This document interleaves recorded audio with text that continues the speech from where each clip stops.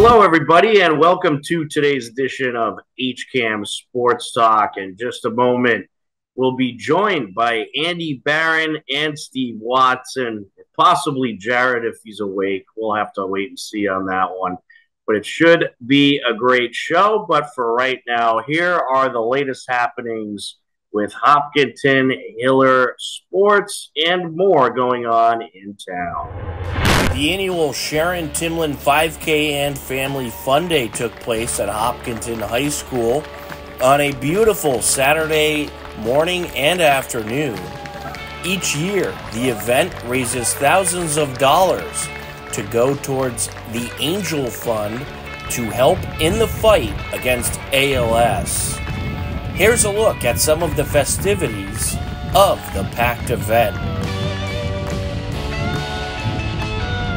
Local Hopkintonian, the great Michael Schroeder in 15:57, which is a 5:08 pace, whipping along. Second place is Jake Hastings from Spencer, 16 flat. Third place, Sean Finnegan in a time of 16:45, another Hopkintonian.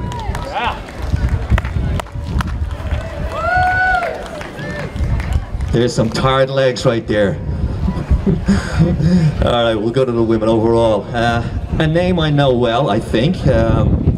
Overall, women's winner, we're losing a bit of stuff here, is Autumn Tumbleton. She too would be hailing from Hopkinton. Time of 19:27. Fast running, my lady. 6:16 pace. Well done. Second place, Lucy Harmon, also Hopkinton. 19:34, which close behind Autumn, 6:18 pace. Nice running, Lucy. And closing out the top three is Caitlin Dizio from Northborough in 19:49. Nice go, Caitlin.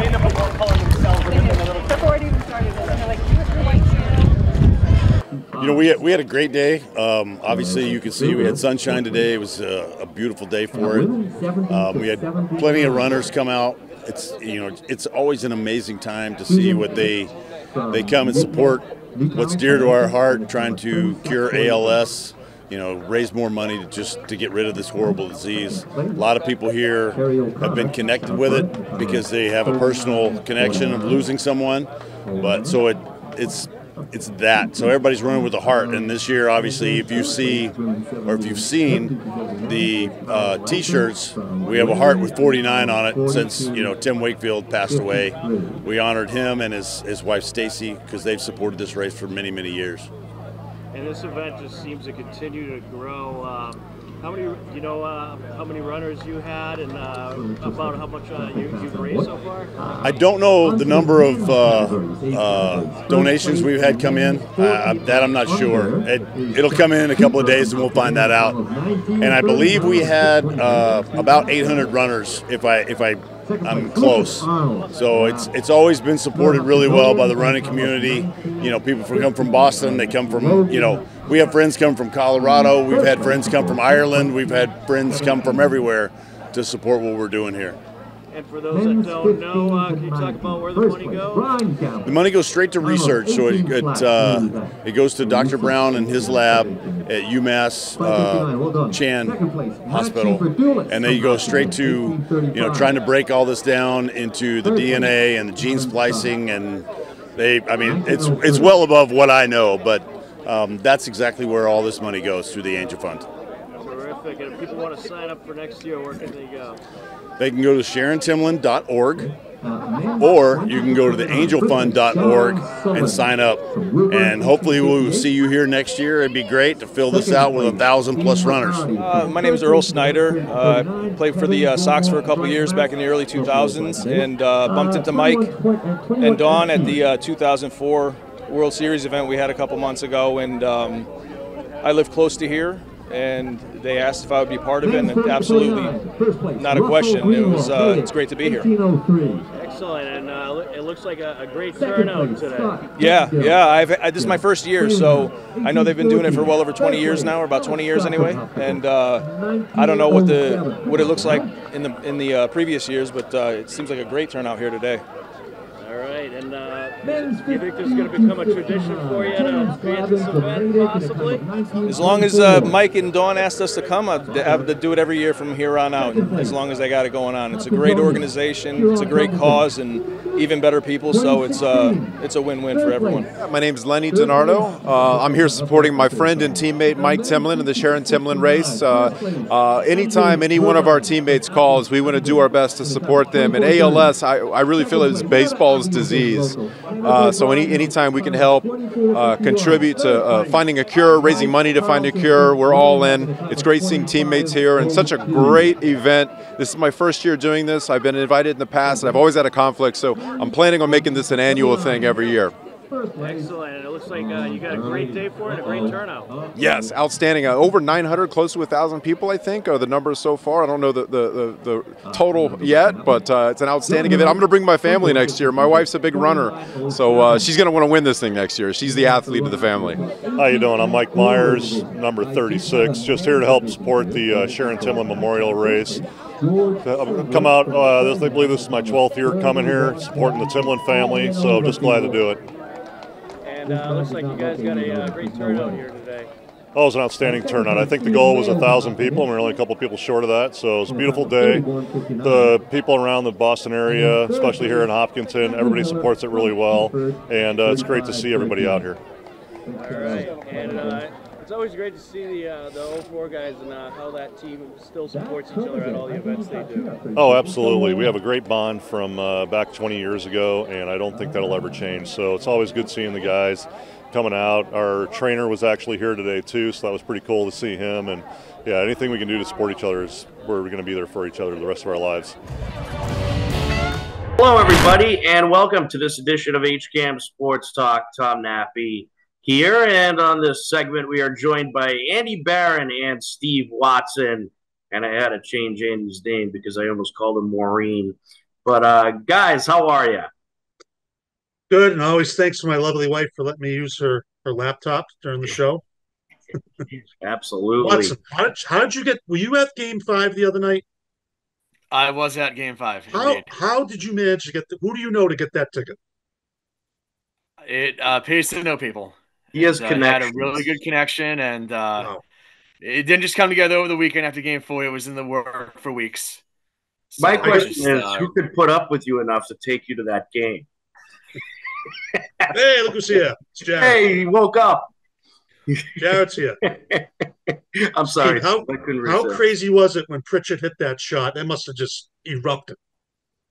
Oh, it's insanity. So we were up in Rafter 37. So we were at the basket where it went in. So he inbounded it like 3.6 seconds, right? Something like that. And, you know, we're all yelling and I'm yelling as he's running up, like, shoot it, shoot it. And then he does. And then you see like the arc and you look at like where it could land. You're like, wow, that might actually go in. And then it does. And the place just went absolutely bonkers. It was insanity. Longest three-point shot in the NBA Finals since 1998. Wow. That's a long time, too. Long time. Michael Jordan's last NBA Finals. That's when that happened. Wow. That's some pretty elite company. Yeah. That was the game right there. As soon as he hit that three, game was over. It was over.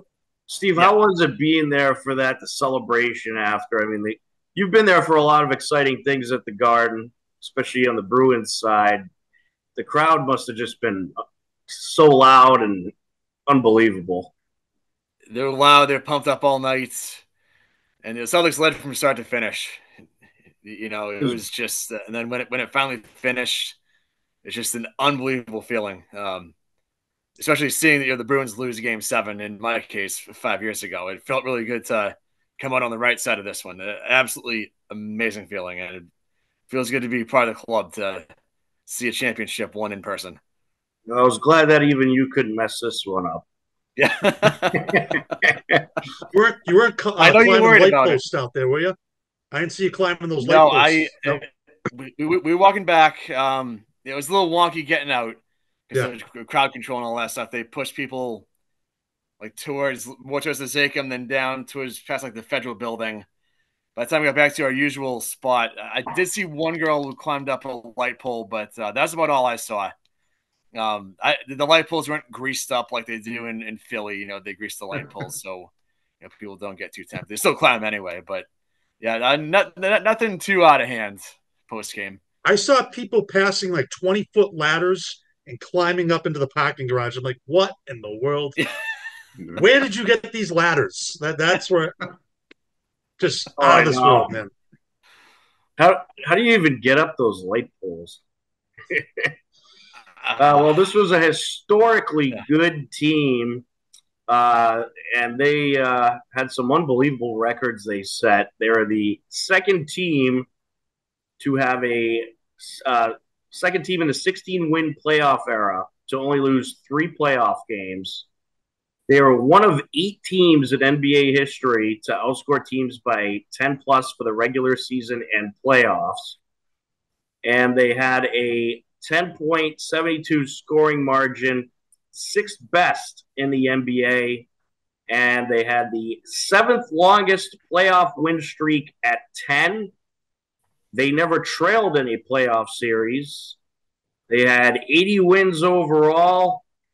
80 wins plus a 79% win percentage, 9th best in NBA history.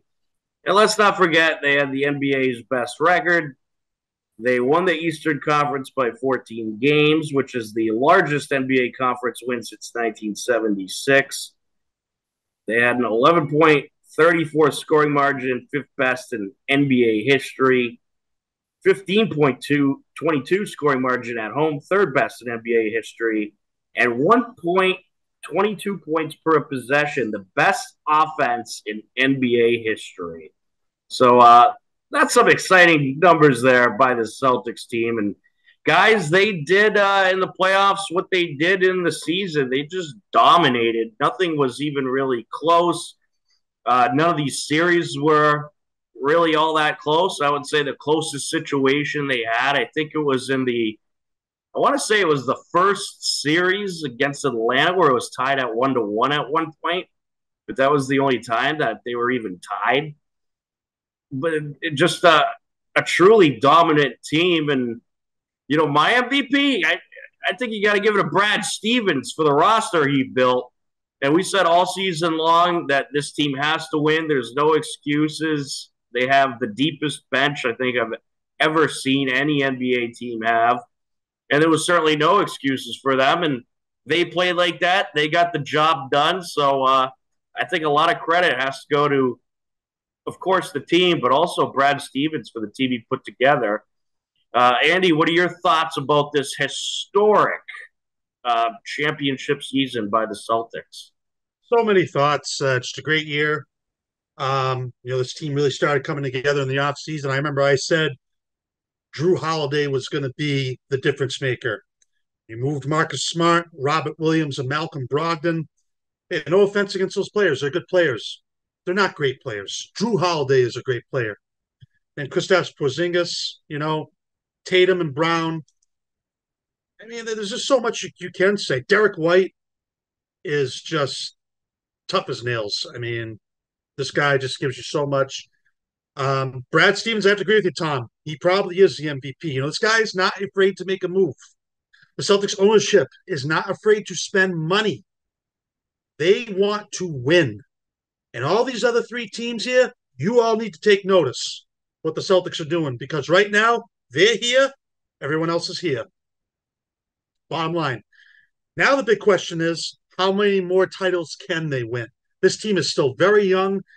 Tatum's probably going to get the 5-year Supermax. I don't see any way how they don't re-sign him. Derek White's going to get re-signed. Drew Holiday's here for another 3 years. Brown, I think, is here till 2028. This team who is going to beat this team? And I'm tired of people saying, well, they didn't play anybody. Well, they did what they were supposed to do. These series, Tom, like you said, they weren't even close. Miami and Cleveland, they were 1-1. They weren't winning those series. Look, even if Jimmy Butler was in against Miami, they're not winning. Donovan Mitchell, no. not winning. They weren't better. The Pacers weren't better. The Mavericks weren't better. Celtics were the best team from start to finish. And now let's see, can they repeat? I think they have a great chance. There's no doubt about it. And they're a matchup nightmare for anybody, anybody. Um, but those '80s Celtics teams, they didn't repeat, but they were in the hunt for a good 5 years. This team is going to be right there. There's no question about it. The 2008 team was a phenomenal team, but that window was very short. This team is just so young. I mean, Tatum's 26, Brown's 27. They're in the prime of their careers. I think they can get at least two more titles. I just don't see how they can. Health will determine that. But one thing's for sure, Brad Stevens is not afraid to make a move. He's not afraid to shuffle it up. But this whole team's going to be back next year, and I can't wait. It's a great moment for the city, and there's no doubt about it. They're going to be right in the mix. They're just too good not to be. Absolutely. And let's not forget, during the season, they set an NBA record in having 17 wins that were at least 25 points and 10 wins that were at least 30 points. So, I mean, these stats are just unbelievable. You read through them, and it's just mind-blowing how impressive it is. And you're right, Andy. I mean, this team should not go away for quite a long time. They should be here to stay, especially since most of their core will be back, and pretty much anyone who won't be back, you could replace. But they have most of the important pieces returning, so I think they're going to be the beast of the East for quite a while. Jared, what were your thoughts about this historic Boston Celtics season? First off, what's up, guys? It's good to be back on. It's been a while, but yeah. By the way, we were debating at the beginning of the show if you were sleeping or not. Oh, I definitely was. I definitely was. I was passed out earlier for like a couple hours. I was tired. Yeah. Um, I don't know. I really don't know what to say. I mean, this was just an epic season. I mean, just to be able to cap it off the way that we did was, there really wasn't any other possible result that anybody would have been satisfied with. Um, just fantastic to watch. Andy made a lot of great points. This team is going to contend for a while. Again, so young. Guys coming back, guys going to get re-signed. And where do I start? Again, Andy mentioned that opponents' best players were out during the series, throughout the playoffs, Jimmy Butler, no Donovan Mitchell, no Tyrese Halliburton. Again, still wouldn't have made a difference. Too much depth, as you guys have all mentioned. Again, anybody could score on any different night. One night it could have been Tatum, one night it could have been Brown, one night it could be Holiday, one night it could be Derek White. The defense stepped up so many times. I give so much credit to Jaylen Brown, especially for the defense he played on Luka throughout the series, in the finals. And Luka's a tremendous player, obviously offensively, but he is not a good defensive player, and I think we took advantage of that. They are not really a great defensive team. There's no way they're going to stop all of our depth. With guys just coming at you, and just an incredible season. And you guys have all mentioned, guys that deserve credit. And one guy that I'm probably extremely happy for is Al Horford. 38 years old. He's been around for forever. Contributing wherever he can, at both ends, and just a legend. And again, Derek White, Drew Holiday. What can you say about them? Or you can't say enough about those guys. They make winning plays. They step up when they need to. Again, Drew Holiday, maybe the best on-ball defender in the league. Fantastic. Just a joy to watch. And, I wasn't even nervous after game 4. Game 4 was an L written all over it. You're playing against a team that had desperation. And when they play like that, you're not going to beat them. But, coming back, you knew the Garden would be behind us, and it's exactly what happened. And Steve, I'm glad you were able to experience that, buddy. That's awesome. Great stuff. Just epic, man. So fun. So fun to watch. Yeah, I mean, I'm a little jealous that Steve got to be there and we didn't. Nice of you to invite us. Very mean.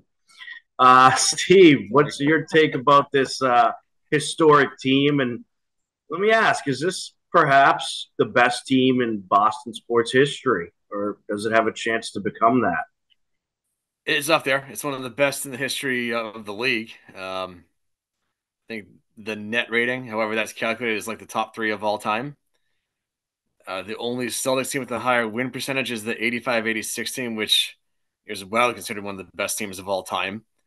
And I think all of us have been saying every time we've checked in since the winter that this could be a historically great team, and they proved us right because they absolutely were 16-3 the postseason. They're never really threatened.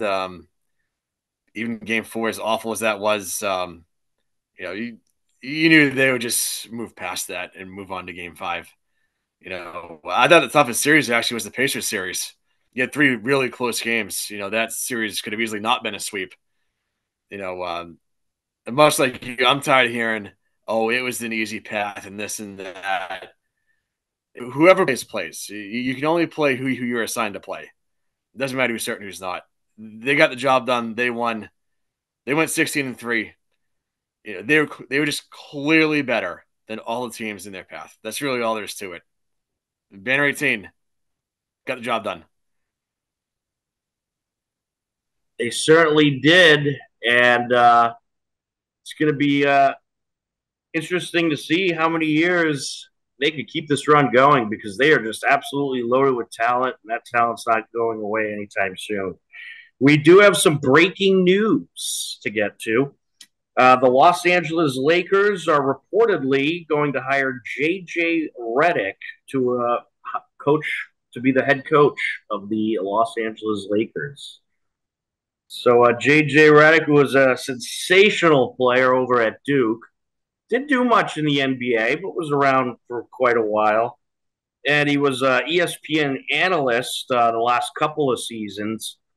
Is now going to be the Lakers head coach. Any thought about the Lakers bringing in J.J. Redick? Anybody?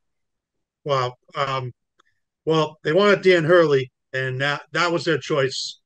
JJ Redick was not their top choice. Man, this is such a tough spot. I mean, to coach that team with all the problems they have, I don't think he lasts more than 2 years. It's just that's the way the league is now.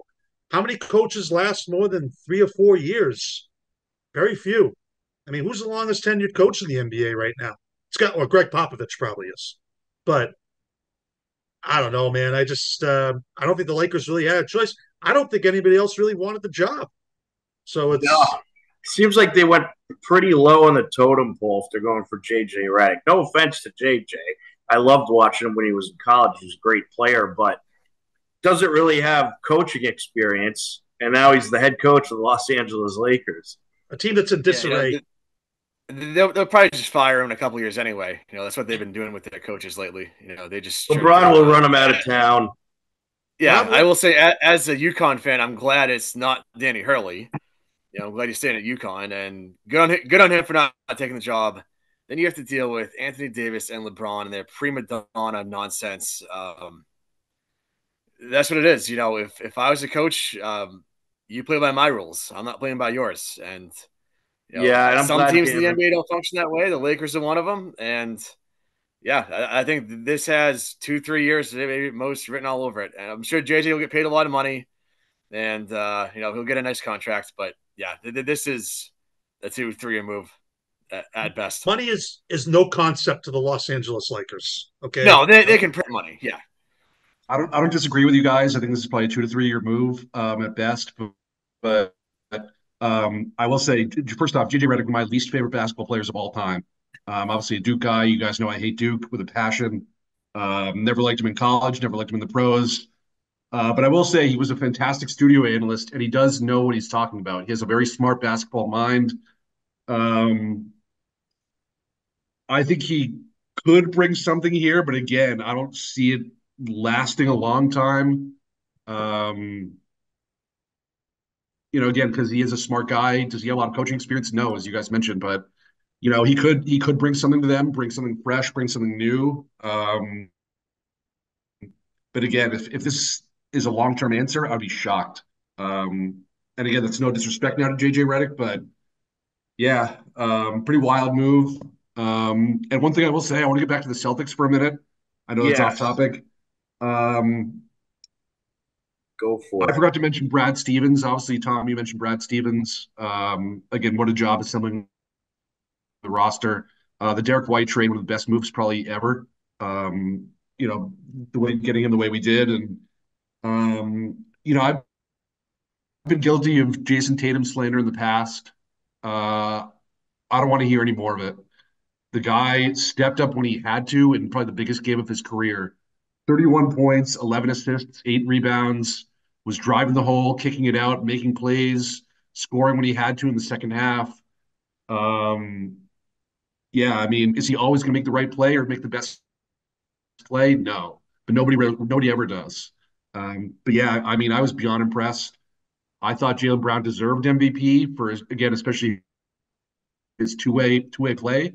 But I refuse to hear any more Jason Tatum slander. Again, another Duke guy, but yeah, just a brilliant performance in Game 5 from him, and I think he's solidified himself now as um, an elite player. I don't know where you'd put him in the league in terms of top 5, top 10, whatever, but yeah, I mean, he can do it all. And, especially rebounding as well. He's one of the best rebounders I've seen for a guy of his size. And, he's always up there with double digit rebounds. But yeah, what a player. What a player. And don't forget, Jared, him and Drew Holiday are on Team USA for the Olympics. So that says something right there. I think Jaylen Brown should have probably been on the team too. But big accomplishment, no doubt about it. I agree. I agree. Nearly had a triple double in Game 5. He was unbelievable. He was just the Mavericks had absolutely no answer. And I also think too that it just goes to show you like how much better the Celtics were than Dallas. It really wasn't even close. I mean, just not even close. I think that one of the things that stood out to me the most is Tatum. Like Jason Tatum is ultimately the guy. He's probably the best player on the team, but he didn't necessarily need to be the best player on the team every night for the Celtics to win these games. You had a number of different guys step up, like Drew Holiday. Jaylen Brown was the best in the series, no doubt. He certainly deserved the MVP, and I was glad he got it. Uh, what he did in that championship series was unbelievable. And Jaylen Brown actually played like the best player on the team during that series. But as a whole, yes, Tatum's probably the number one talent, although you could argue that it's pretty close now with Jaylen Brown. And perhaps Jaylen Brown has a chance to surpass him at some point, or at least be neck and neck with him. But this Celtics team, unlike the others that we've seen in recent history that lost in these big game situations, they had guys that could step up out of nowhere. They had Jaylen Brown step up out of nowhere. It was Porzingis in Game 1 coming back from the injury, and he dropped like 15 first quarter points or something like that. Yeah, just went off. They have guys like Horford that could pitch in. It was just so much depth on this team, and I think that was the one thing we were all saying last year is if there was one flaw with last year's team that prevented them from getting the championship, it was the lack of depth on the bench.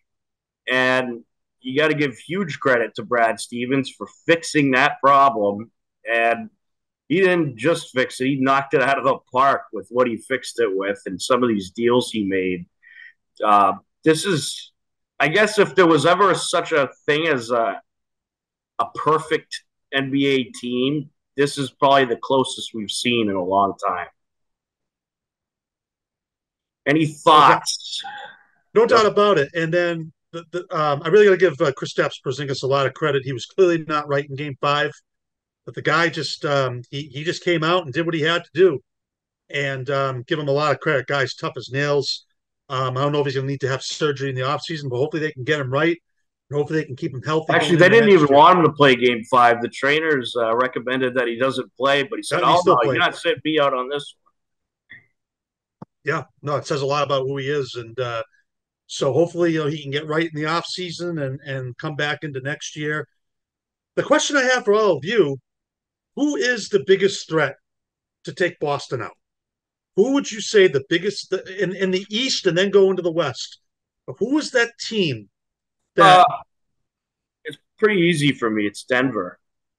I think Denver might have had a little bit of a down run this year, but I still look at them as a championship contender. I still think Jokic is the best player in the NBA, and I think they'll be right back at it next season. It won't surprise me at all to see Denver win the West next season. So I'd say Denver.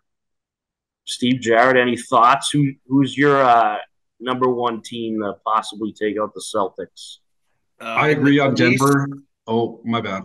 I agree on Denver. Jokic is the best player in the league. You know, they have guys coming back as well. They're so strong, and again, they had a bit of a downer this year, but they're always going to be in the mix.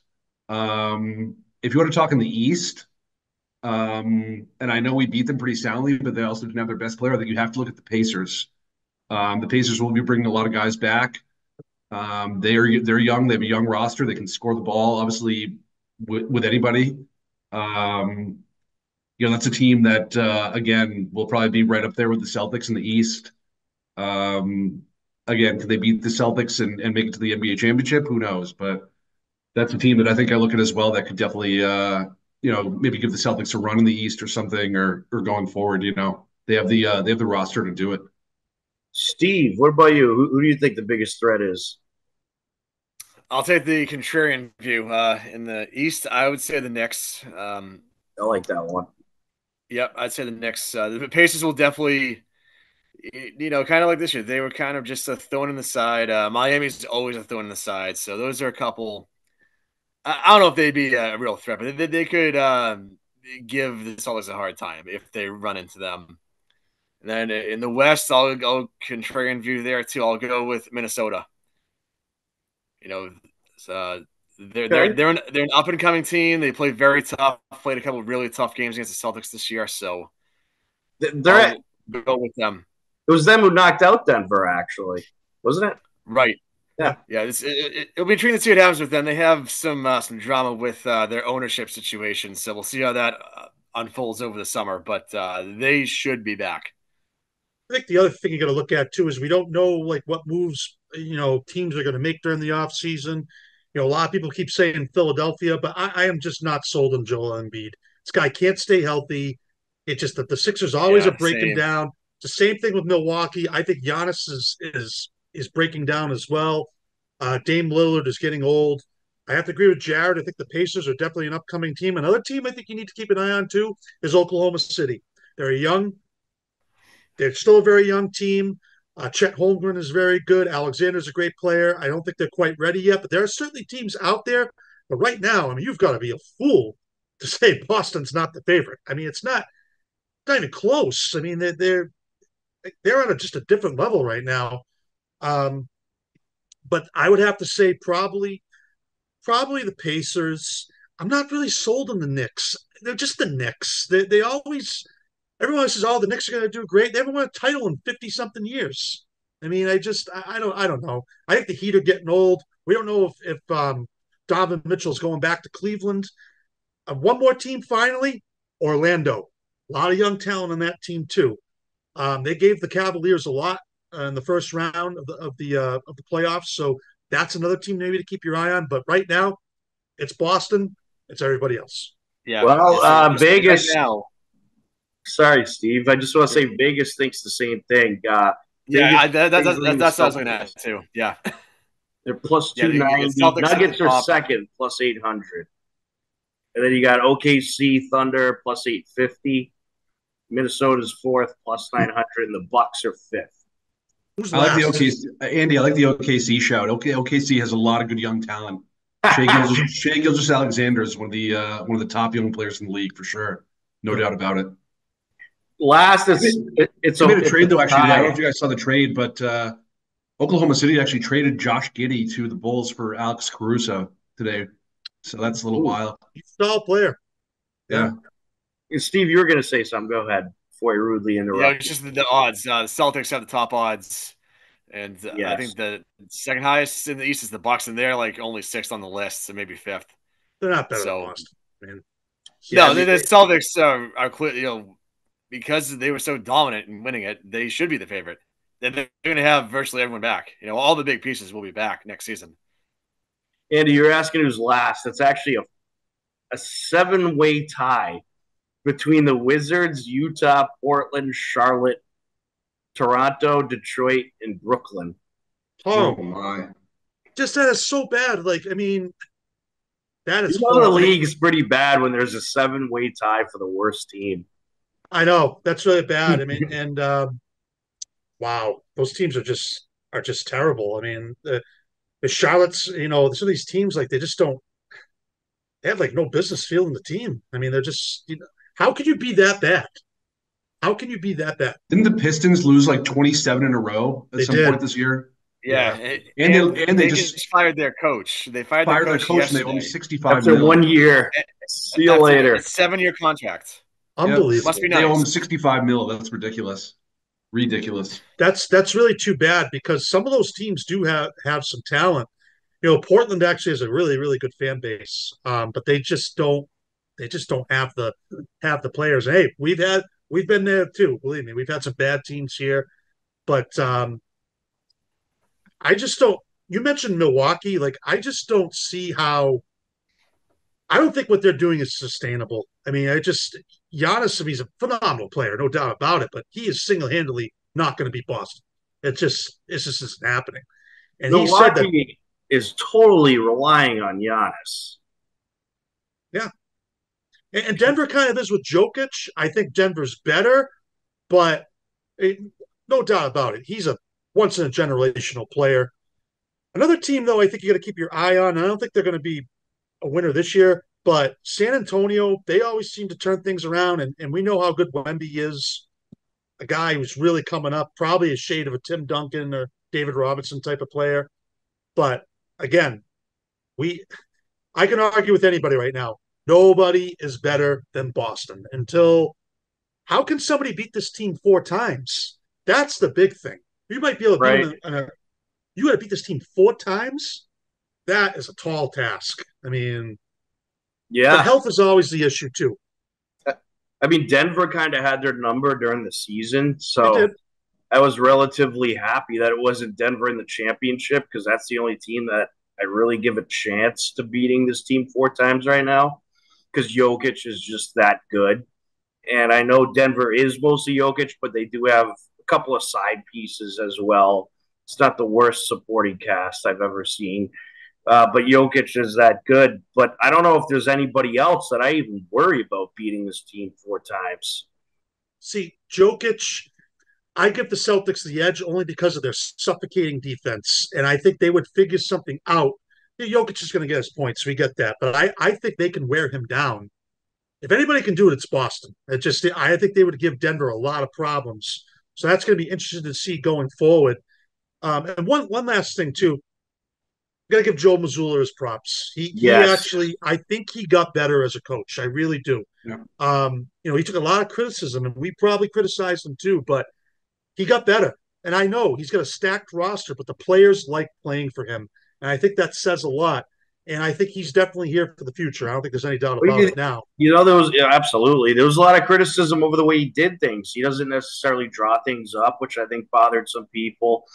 And there was some substantial leads that they had that they would blow in various games throughout the season. They blew a lot of big leads during the season.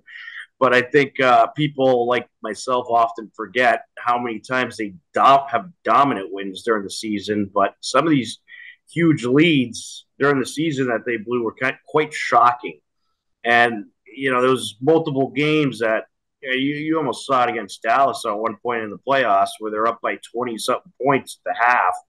And then you go into the third quarter and it's a 2-point game. You saw that a lot during the season. I think that's what was bothering people about Mazzulla. But he proved he could win a championship. So once you prove that, you're it. You're the guy.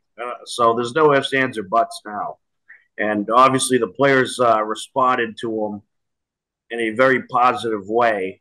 But he was the guy to break the curse, I guess you could call it, because how many years was this team supposed to win the championship because they had such a good cast and just could not get the job done? I mean, look at last year where they lost to Miami. No one expected that. That was just awful. Oh, terrible. Absolutely terrible. And he did a great job. And I'm actually glad he's the coach of the team. I think people are getting used to him now and how he does things around here. It's not easy to coach in Boston at any sport. And, it was a tough spot that he had to go into after the whole thing with Ime Udoka went down. Yeah. And I think Joe Mazzulla has gotten more out of this team. I mean, I have to I would have to say that's my opinion. I think he's done better than Ime Udoka. Yeah, he won a championship. He won a championship, exactly. Absolutely. Yeah. Champion. He deserves a lot of credit. I think, and I think a lot of people kind of criticize sometimes his system at times. Tons of threes, whatever. I was probably critical of it too at points. Yelling at the TV, drive the ball more or whatever. But I mean, again, it ended up winning us a championship. I give credit to the players as well for buying into his system. But yeah, I mean, obviously Joe Mazzulla, a ton of credit. 35 years old, coaching this team up the way he did, and being able to, I think he helped coach Jason Tatum by watching The Dark Knight or something. And I think he got some good coaching advice from Pep Guardiola, Manchester City coach, one of the best coaches ever in the history of soccer, who knows how to win better than anybody. I mean, the guy's just a legend, and what a job he did. Unreal. And, I think one thing I want to say as well about Denver, I think the difference between Denver and Dallas is in a game like that where the Celtics blow a 20-point whatever halftime lead, I think Denver would have come back and put us away, whereas Dallas couldn't. Denver is that type of team. Again, they have players outside of Jokic. Jamal Murray is a great player. Aaron Gordon, Michael Porter Jr. They're extremely well coached as well by obviously Michael Malone. But I mean, I think that's where you probably see some of the difference. And that's a team where I think they also have the ability to play that suffocating type of defense. I'm not saying again they would definitely beat us in a final series, but I think it's a team you definitely have to watch. Well, one can only hope. Maybe that will be the finals next year. I don't know, but it is tough to repeat. There's no doubt about it. It's hard to repeat, but this team definitely has a great chance. No doubt about it. Absolutely. Also, how about Joe Mazzulla going back to the floor at like 3:30 a.m. with his wife and walking around the garden? That was awesome. The garden floor, that was amazing. I don't know if you guys saw that, but that was awesome. Really cool. Like the team went to Miami too. I'm like, I don't understand. They went for like 24 hours and came back. I don't understand that. Like does anybody know what they went to Miami? I don't know anything about that. I guess the team went down to celebrate down in Miami. What, the Celtics? Yeah. Like during the playoff run? Or after? Yes. After they won, I guess they flew down to Miami. I was gonna say. Wait, so they're playing they're in the middle of playing Dallas and they go down to Miami? That would be good. No, I guess they went down. It was like a team celebration, but I just thought it's typical. They have team celebration. They probably went down like the day before the parade or something like that. Yeah. Well, I guess maybe they went down to to see the Miami Heat and showed them the trophy. It's like yeah. Also, I don't know if you guys saw Joe Mazzulla was walking around the North End last night, just showing off the trophy. Yeah, I saw that. And they dinner at Table in the North End, which is a fantastic restaurant. Oh yeah, he can get a that was wherever awesome. he wants. Fun to watch. That is awesome. I love it. Championship back in Boston, baby. We need it. Maybe the Celtics. So the Celtics, when they raised their banner, a couple of things. I don't know if I told you this in the text, but I really truly believe they should invite Bob Cousy to the Garden. This guy's 95 years old. He's one of the original Celtics that's only left. If he's willing to go and he's healthy enough to go, absolutely. Get him there. Because I don't know about, of course, you gotta have like the Truth there and KG. Get all those guys. Bring the 08 team in too. Sure. I think maybe they open up against Denver next year. I wouldn't be surprised. That would get some good ratings. That would definitely get some good ratings. Or you have them open against Dallas and rub it in the face of the Mavs. I think too. That jerk Kyrie Irving. It's time. We're done with Kyrie. It's over. It's just he didn't show up either. He did not show up. I've never seen somebody. I've never seen a player play so bad on somebody else's opposing court. Like, Kyrie did hold up to his promise. He did say one day he will bring Boston a championship. They did. Yep, he did. I don't think Dallas gets back there next year. I think they kind of were. I kind of think they hit lightning in a bottle a little bit. I just think they're going to have a tough time. I do like Doncic. I think he's a good player, and I think he's a guy who could be even better. Maybe if he lost a few pounds. But again, he got exposed so much defensively. He's so terrible defensively. Yeah. People were being guarded by Luka. They were getting to the hole and scoring 67% of the time. That's ridiculous. I call him mini Jokic. He's like a smaller version of Jokic. He's a great player, don't get me wrong, offensively, but he's got a lot to work on defensively. And until he does, they're not going to win a championship. And speaking of basketball, I know we had our group text going the other day, but what is going on with TNT? This is a colossal mistake what they are doing. Agreed. Listen, Charles Barkley is without a doubt, he's such a great product for the NBA. I love listening to him. I know he says some crazy things, but half the time I agree with them. I just think they have the best show. It's just Barkley and Shaq. Gotta have Shaq, Kenny Smith and Ernie Johnson. It's a great show. And I told you all this the other day. I said the reason why this is happening is because Ted Turner's not involved. Because there is absolutely no way he would allow this to happen. None. Preach. Guys, I was going to save this for the surprise, but TNT's bringing us in next year. So nice. Very nice. Oh, that'll be nice. No. I just love the show. It's a great show. And I think they're just making a colossal mistake. And they might not even have NBA, right? That's what I'm hearing. And then Charles Barkley was calling out ESPN, saying basically saying how the coverage is terrible, as he says. And I'm like, this guy is not afraid. He's not afraid to say anything. That's why I have a hunch that he's going onto a podcast. I just think that's the way it's going. Oh yeah. But if they're able to get their hands on any of the four major sports, you don't let that go. Steve, did you have a thought? You look like you were about to say something. Yes, it looks like next year will be their last year with this contract. So ABC, ESPN is going to be in, NBC is going to be back in, and I'm hearing Amazon get the third package. No more streaming. So for those of you who hate streaming, I'm one of them. I'm not a streamer, but if you don't like streaming, get ready for it. You're only going to get the NBA championship from now on Amazon. Get ready for it. It's coming, folks. I just can't. I can't keep doing this. You have to pay that $19.99 a month or whatever the heck it is to get the NBA championship in addition to your cable.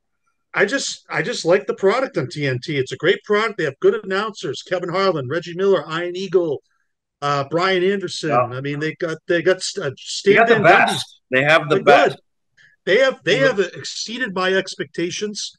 Because remember the CBS had. Well, if I'm ESPN, I go scoop all them up. ESPN should just clean house and just go scoop up all the TNT people. Or bring it back to CBS like in the old days when you had Dick Stockton and Tommy Heinsohn and Hubie Brown. I mean, could that be on the table? NBC had a great product for many, many years. But they've been at TNT for a long time. This is going to be a colossal mistake, and they are going to regret it. The one thing that was too bad is we couldn't hear Mike Gorman calling the championship. Yeah, That would have been awesome. that would have been awesome. Yeah, Mike Gorman. Now that's the other thing. Legend, definite Who legend. replaces him? Who replaces Mike Gorman? Like who's Scalabrine probably stays, but who's the guy? They have their guy already. It's the guy who was filling in from time to time. I believe I forget his name, but it was pretty good. They already have somebody. I'll replace him. Oh, we did get some breaking Patriots news. Nothing huge, but Patriots reached a 4-year, $36 million extension with Ramondre Stevenson. All right. So another one of their own they are extending. So Ramondre will be around for a while. I'm okay with that. He's a solid player. But man, I got to tell you something, guys. I know we'll get into football later, but this Patriots schedule is absolutely brutal. Brutal. Looking at this schedule, 11 1 o'clock games. None of those games are going to be flexed. None. I mean, all of them are going to be on Amazon. No, I'm done. They're on Amazon. But you open up at Cincinnati, loss. No shot. Oh, they're going 3-14. Get ready for it. It's gonna be a long 3-14. Is that on the record? That's officially on the record. 3-14. Tom says 3-14. Oh, all right. I think they'll slightly improve from last year. So I'll say 6-11. Interesting. Okay. Yeah, that's generous. That's slightly generous for you. I'm going to say 2-15. 2-15. Wow. Oh my. Rock bottom has not happened yet. Look at this. Going to San Francisco. It's going to be like 45-3. There's no point in even going. We already know. We know the outcome of that game. I'll plan something else for that day. So that's probably a good idea. 49ers almost won the Super Bowl. The Patriots aren't even close to being on that level. Did you watch the Tom Brady celebration? Oh, it's fantastic. I got to still watch. It was good. Loved every moment of it. I had Game 3 on and the celebration. I think it was Game 3. Yeah, it was Game 3. And I had the celebration audio on and I had the game on. So I'm going like this, looking at the celebration on the computer, looking at the TV. And it was epic. Absolutely epic. Very glad Belichick was there. I was getting nervous he wasn't there because they didn't show him at all prior to his speech. And obviously we all know about the story with him and Kraft, but I was glad to see him there. And he gave a great speech. I did see the ovation Randy Moss got. That was good. That was awesome too. And he deserved it. Awesome. The guy was an absolutely electric receiver. I don't think we're ever going to see that again. That was just a once in a. It's too bad he didn't win a Super Bowl here because he did all the right things. But the Brady to Moss tandem is probably one of the best ever. It's up there. That season, though, you'll just never forget it. It was just unbelievable. They were just so dominant. But believe it or not, we are out of time, but we do have time for a final word. We'll go around the table and see if anybody has any final thoughts. Steve, start us off, please. It's great to get Banner 18. Even better to do it here in Boston. And yeah, let's ride into the summer and stay cool. It's been hot out there, folks. Stay cool and party on. Yeah, roll tide. Sharon, any final thoughts? Yeah, these obviously these last few days, like Steve said, have been brutal, unreal. But yeah, Steve, I'm extremely happy for you again. Just glad you got to experience that, and that's phenomenal. But I'm going to go a little bit outside the box here. Ryan Garcia testing positive for PEDs officially, suspended for 1 year. Boxing, obviously, I'm talking about. But win against Devin Haney, now considered a no decision. What an idiot. This guy is probably one of the biggest idiots I've ever seen in my life. You're going to try to take PEDs and then try to look so good in a match and then get busted for it and, freak out and everything. Just an absolute moron. Nothing more to say. That's insane. Just insane. What an idiot. I like That's it. all I got. Andy, any final thoughts? Just two quick final thoughts. The Olympic trials are going on right now in several sports as we're about a month away from the 2024 Olympics in Paris, France, which should be good to see. And don't forget, they're coming to Los Angeles in 4 years in 2028.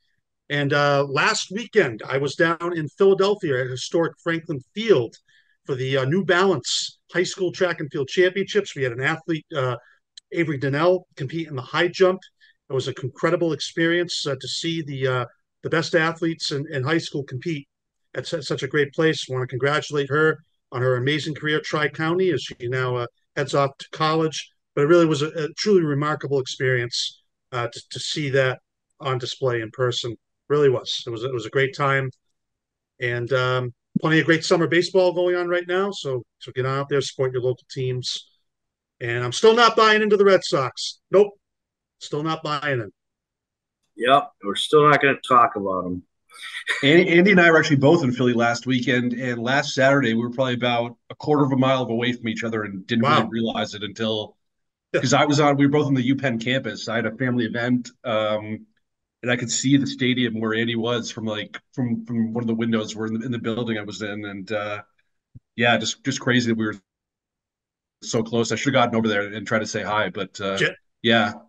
Jared, it's amazing. You guys could have hosted the segment live from the track. I know, that would have been wild. Championship. I know, we should have, but it's amazing how Franklin Field is just like literally smack dab in the middle of the city.